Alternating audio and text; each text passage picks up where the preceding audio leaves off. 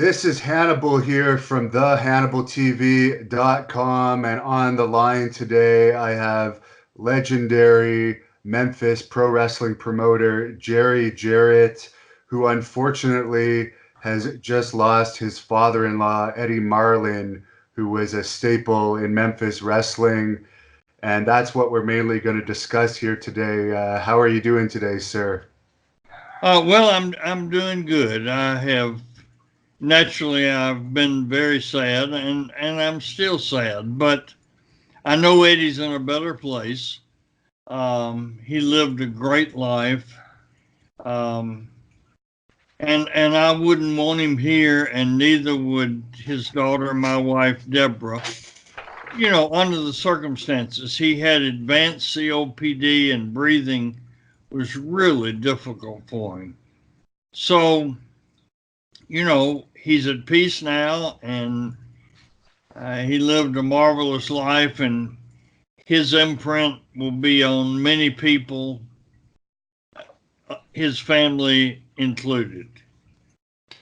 And is it true that he was offered kidney dialysis, but he didn't actually want to undergo kidney dialysis? He had it for a little over 2 months. Okay. And he kept getting weaker and weaker and weaker. And finally, he told the doctor, I don't want it anymore. I'm just tired. Now, being based in Canada, some of our listeners might not know very much about Eddie Marlin, but he was a staple in Memphis wrestling and was one of your partners in promoting various towns, and obviously your father-in-law, you were very close. Could you sum up for people that might not know who he was, his importance to Memphis wrestling and the wrestling business in general? Yes, Eddie wore many, many hats in our promotion. He was a wrestler, and he and Tommy Gilbert have some memorable matches.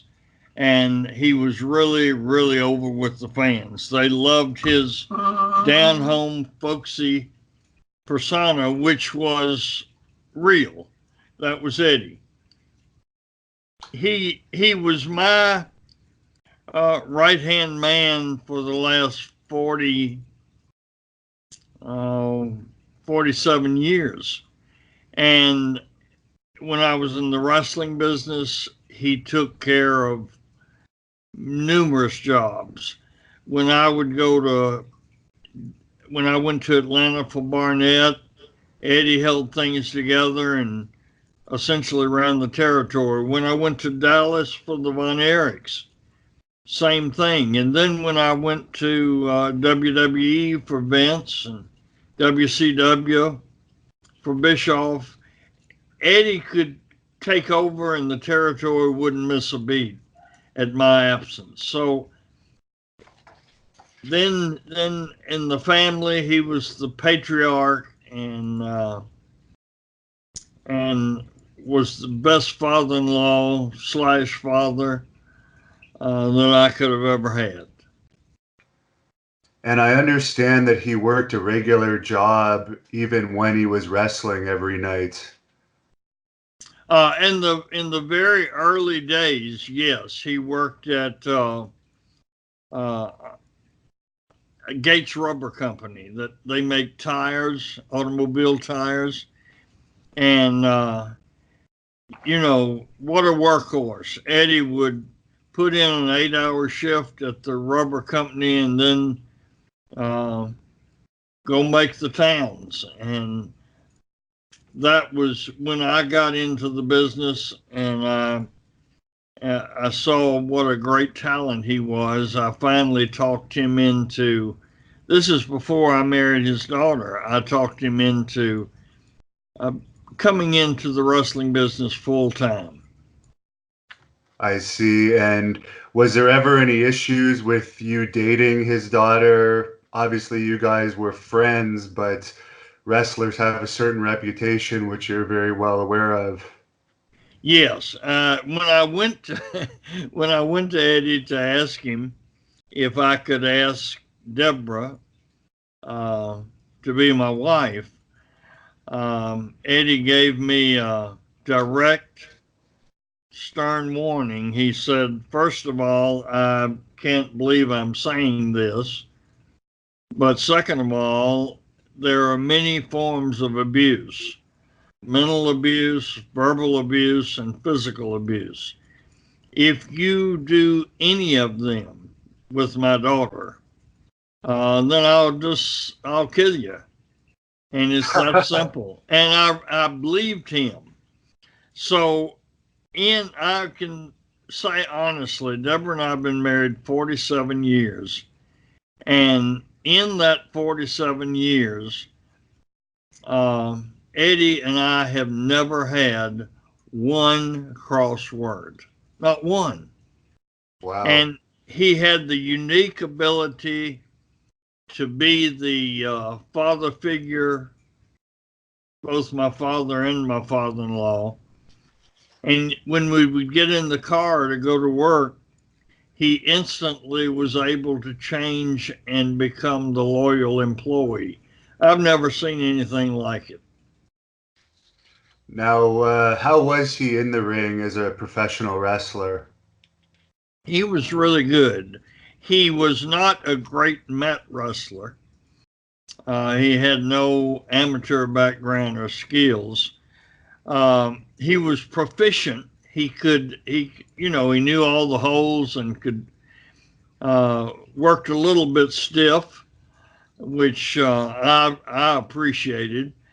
But he really was a brawler, and often here in Tennessee we had the knockdown drag out fights, and that's where Eddie really shined. His partner Tommy Gilbert was a great chain wrestler, so they complemented each other. Eddie had exceptional interview skills because he played himself and he came across as sincere and honest on his interviews. And then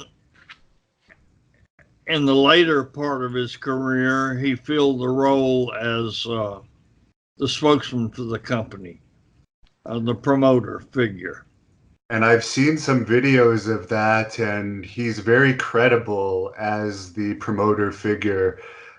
We don't see that too much these days with the various commissioners that come on screen, but he's very believable. But I guess that's because he was an actual promoter as well. Yes, he played that well, and because basically he played himself. He was Eddie Marlin when he walked out in front of the camera, and he was the same Eddie Marlin behind the camera. Now, when he retired from active wrestling, I guess he was in his 40s. Was that just because he couldn't take it on his body anymore, or he just had too many other duties to continue wrestling? Yes, he had. I asked him. I said, Eddie, I really need some help on my end of it. And, Eddie was always there at whatever you asked him to do. So, without any hesitation, he said, just point me in the right direction and I'll do the best I can, Jerry. Now, on the promotional side and the behind the scenes side, what are some of the main things that he was really a huge help to you with? Probably everything, but I understand he was really good at the TV tapings.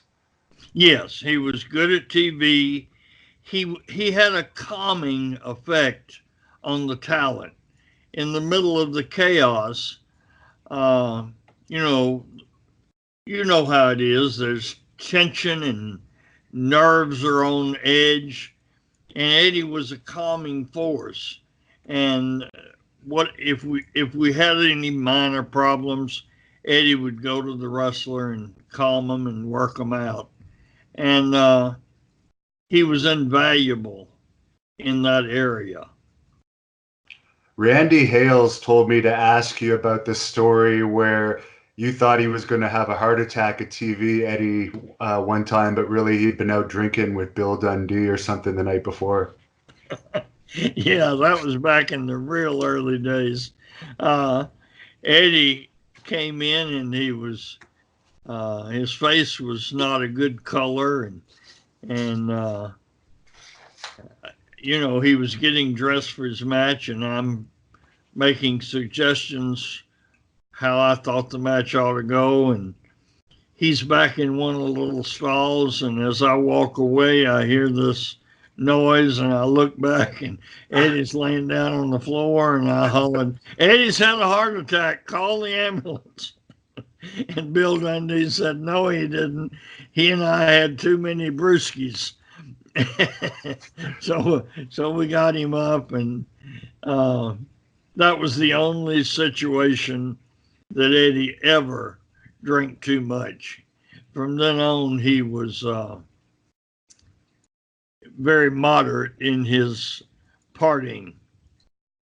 Yeah, there's no way he could have completed all of his jobs if he had been a partier with how busy he was. So he promoted Tufalo, and what were some of the other towns that he was Jonesboro, Arkansas, and Tupelo, Mississippi were Eddie's regular towns that he ran every week. And then, in addition to his duties in the general territory, he ran sometimes as many as 2 spot shows. We call them spot shows. They're shows that didn't run weekly. Some of them ran once a month, some of them 4 times a year, some of them once a year. And Eddie was, you know, he was jack of all trades. He had carry and set up the ring and set up the concession stand and announce and take up ticket. He was a one-man show. I understand he did the postering as well for the towns, which is a pretty big job, requiring a lot of travel. Oh yeah, Eddie would had a truck, and he would build these big signs on a 4x8 piece of plywood and go stake them at central locations with Wrestling Tonight and an arrow pointing toward the school or the National Guard Armory. And then, you know, he'd go door to door and put out window cards. In those days, we were the old-fashioned kind of promotion, person to person, word of mouth, get the word out any way you can. Now, out of all the things that he helped you with, is there anything that really sticks out in your mind of a situation where he really gave you some advice or personally helped you out of a bind? Well, no, in a very general way, I really remember and always will that, you know, when you grow up without a father, you fantasize what a father is supposed to be. And Eddie filled that bill. When I was going to Atlanta for Jim Barnett, I asked Eddie, I said, "Do you think I ought to go?" And he said, "Well, sure I do. It's a great opportunity for you, son, and I will hold the fort down here." Same when I went to Dallas.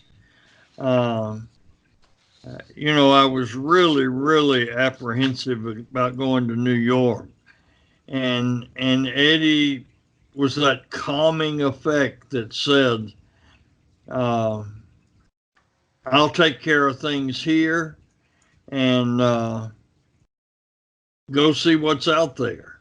And he was that quiet, strong voice anytime I needed him. I see. And just to finalize our talk about Eddie, is there anything you'd like to say about him for the fans? And then I got a couple other questions for you unrelated to that. Yes. No, just everybody that knew Eddie loved him. He had a he was unique in that he would not. I would ask him, "What do you think about this guy?" And he'd say, "Oh, he's all right." Well, do you dislike? No, I don't dislike anybody. And one day I said, "Eddie, you're bound to have opinion on people." And Eddie explained, "Well, I don't want to express it because somebody that I might like, I don't want it to influence you to book them. You book who you think will draw money. If it's somebody I don't like, I don't want that to influence you because that person may also make money. So I'll just keep my opinions and tell you someday." So when that someday came, he and I have sat around on the porch, and he would express his opinion of the wrestlers that he didn't appreciate for one reason or another. Eddie was very loyal to family, so if a wrestler had a reputation for cheating on his wife, Eddie didn't like them. If they were good to people and would help little old ladies across the street, Eddie really did like them. So, he was just Eddie was the best man I ever knew. Well, it sounds like you were very blessed to have him as a father-in-law. And I wanted to ask you, I was reading the results of the big Raw taping in Memphis a few weeks ago that had Jerry Lawler doing a King's Court and a stat card, and I saw that they only had about 6,000 fans in attendance. What do you think about the state of wrestling now, where WWE isn't even running regularly, and they're not able to pack the arenas in Memphis anymore, which is historically a big wrestling town? I think it's because of what WWE has evolved into with scripting their interviews. And I'm really surprised that Vince hadn't changed it. I think he will go back to it because when you script the wrestlers' interviews, you don't give them a chance to project their personality. And that means they don't have a chance to show whether they have true charisma or not. And, if you just, if you think back, those wrestlers that came up through the territory system, they didn't have scripting of interviews. They certainly didn't rehearse their match like some of the kids do now. They learned to wrestle extemporaneously and to make interviews extemporaneously. And so they had a chance to develop their character and their persona, and each one was unique. Haystack Calhoun was big and Andre the Giant was big, but they were nothing alike. Argentina Rocco was a flyer, and so is AJ Styles, but they were nothing alike. And God gave us all different fingerprints, and that's just the most visible sign of how different we all are. And I think that the fans long for a unique personality, somebody with charisma, somebody that can stir their emotions. And I think that's missing from wrestling today. I think it'll come back. I think Vince is a brilliant man. I think he will say, this worked a while, but it's not working now. Let's try changing it. At least I hope he does. And on the subject of Vince, I understand he just turned 74, and they've announced starting in a couple weeks, there's going to be a new Wednesday night live television show on top of the Raw and SmackDowns. The XFL is going to be starting up soon. How do you think he's going to be able to handle overseeing the XFL and 3 television shows? Do you think he's finally going to let someone else oversee some of it for him, or is he still going to try and have his hand in everything? I don't have any idea about that. I can only base it on my personal experience, and Vince liked to oversee everything. And but I'm 3 years Vince's senior, and I know that it's more difficult for me to handle 2 or 3 tasks at one time than it was, say, 20 years ago. And so what I do, I try to stay active, very active. I'm starting probably the biggest project I've ever been involved in. We just signed the contracts. It's a wrestling related, it's not a wrestling promotion, but a wrestling related show. And, I do. Is that Olympus Wrestling? Is that the Olympus Wrestling show? Yes. Okay. And so, I'll be spending most of my time with that. I'll still have time to interview and do my podcast. And you have the Jarrett Parsons Network as well, too, on Roku that Bill Apter is also involved with. I've seen lots of posts about that in recent months. Yes, and I wish I could talk you into getting involved with us. I don't even know what Roku is. I'm still kind of in the dark on technology. Well, Roku is streaming television, which I think is the future of TV. And anywhere there is the internet, you can get streaming television. And Roku is a company that allows you to put form and substance to this. So we're able to, right now we're up to about 25 or 30 channels. And Bill Apter has a channel.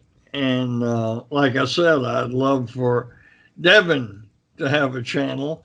And some of your old interviews that you have finished marketing, I think it would be a great exposure for you to market your products. And that's possible for sure. Yeah, well, call me sometime and we'll discuss it off the air. But yes. But I respect your work. I think you do some of the most in-depth interviews, behind the scenes story. I hate the word shoot interviews, but I try to call them career interviews more than shoot, because we really try and get history, such as with your 4.5 hour interview. That was capturing history on film more than shooting on people. Yes. And so I try to stay busy. Let's bring it around to Vince.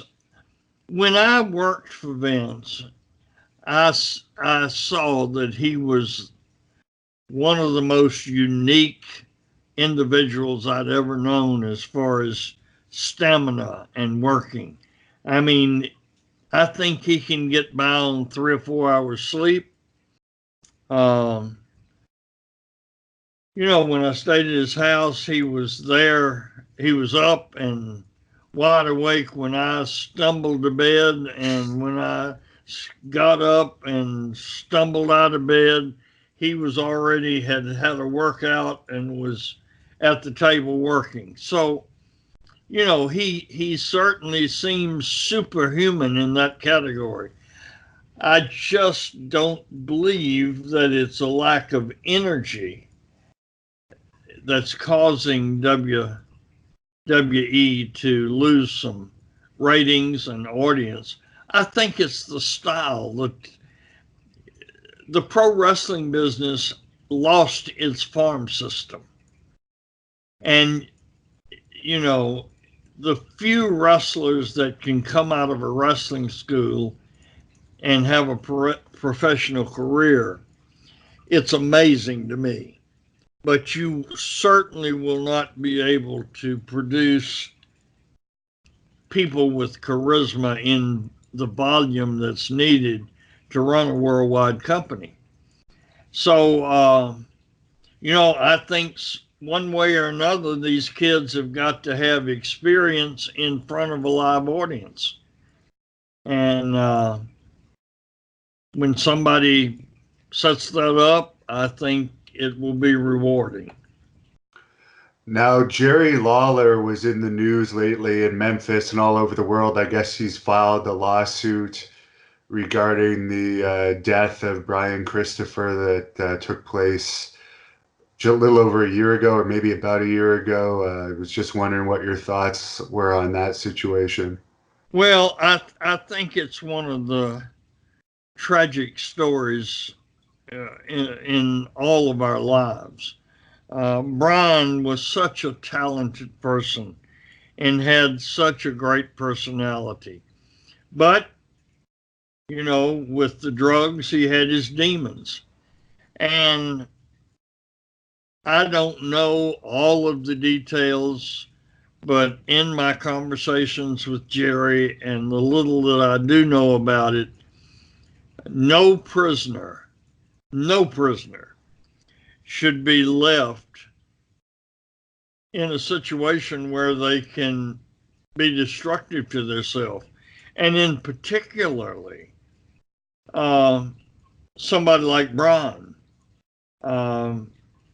he should have not had access to any kind of strings or chords or that just shouldn't have happened. Brian left a son, and as I understand it, that's the motivation behind what Jerry's doing, to take care of in a financial way, because, I don't think Brian left any or very much estate to take care of a child that's got a lot of growing up to do. And your son, Jeff Jarrett, is back working for WWE now. I haven't heard much about what his exact role is. Could you fill us in at all about what he's doing? I heard it might have something to do with creative. Yeah, I think Jeff is traveling a lot because of the problems, and we discussed that during our interview. Because of the problems Jeff and I had, both being in the same business at TNA, he and I have made a pact that we will talk about everything except wrestling. That's right. You did say that. So, I haven't asked him, and he hadn't volunteered, and I hope that situation remains, because we had 5 or 6 years of heartache for me. And so all I know is that he is on the road a lot, working hard, and his wife tells me he's happier than he's been in years and years. And the last question I'll ask you, because I know you're a very busy man, I heard Dave Meltzer recently say on his podcast that in all the years that TNA or Impact Wrestling has been around, it never actually made money any of the years to his knowledge. Are you surprised that it's still around in the form of Impact Wrestling? Obviously, you started it and you got out of it, but to never make any money after all this time? Am I surprised it's around? Um, well, yes, because I thought um, somewhere along the line someone would have taken their bruises and sold the library to the WWE. Um, I hope they don't. I would love to get the library on Jared Parsons, but we don't have the financial clout to pay that kind of royalties for film. But to my knowledge, no, it never made any money. Now, for people that want to look you up, I know you have Facebook, Jerry W. Jarrett. Do you want to let everyone know your Twitter and how they can subscribe to your Roku network? Yes, you don't have to subscribe. Just we're a free service, and 30 channels. We have wrestling from all over the country. Canada, Hawaii, Polynesian wrestling. We have a lot of Memphis wrestling, continental Texas, just what I call the classic wrestling period back in the territory days. And we have just located several libraries that we're in the process of trying to buy, and I hope we can, because I would like to leave a legacy of the classic wrestling where people can have one location and go to it and see all the different wrestling around the country, the different personalities like yourself and that do interviews, and talk to the various talent that were significant in our business. So